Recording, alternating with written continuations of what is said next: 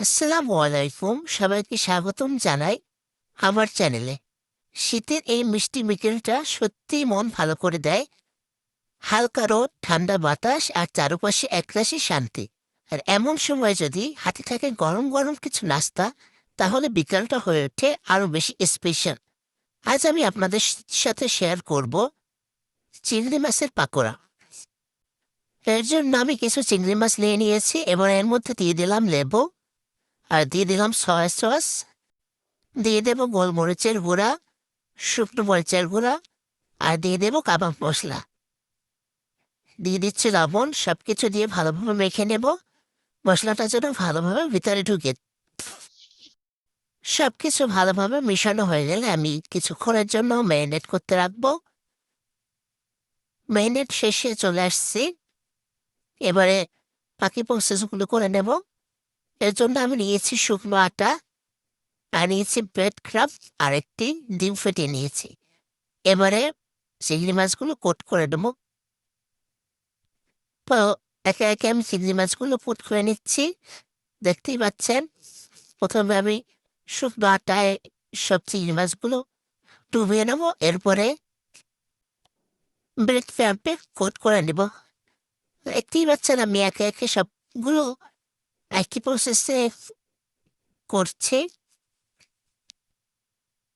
আমার শুকনো আটায় সবগুলো কোট করা শেষ। এবারে হচ্ছে ডিম কোট করে এরপরে ব্রেড ক্রাম্পে ডুবাবো।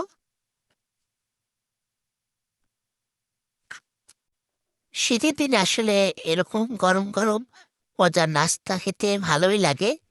চিংড়ি মাছের পাকোড়া শুধু একটা নাস্তা না, এটা শীতের বিকেলের একটা অনুভূতি। গরম গরম পাকোড়া আর এক কাপ চা, এই ছোট ছোট মুহূর্তগুলো অনেক সুন্দর।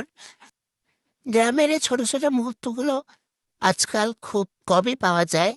শীতের বিকেল মানে আগুন পোহানো গরম নাস্তা আর পরিবারের সবাই মিলে হাসি ঠাট্টায় সময় কাটুন। এবারে চলে আসছি আমরা ভাজার প্রসেসিংয়ে।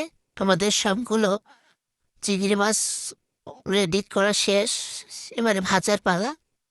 তেল গরম করে একে একে করে সবগুলো দিয়ে দিচ্ছি। তেলে পড়ার সাথে সাথে যে আঁচটা হয়, সেটা যেন বলে দেয় আজকের নাস্তাটা জমবে। মাঝারি আছে পাকোড়াগুলো উল্টে পাল্টে সোনালি রং হওয়া পর্যন্ত ভেজে নেব।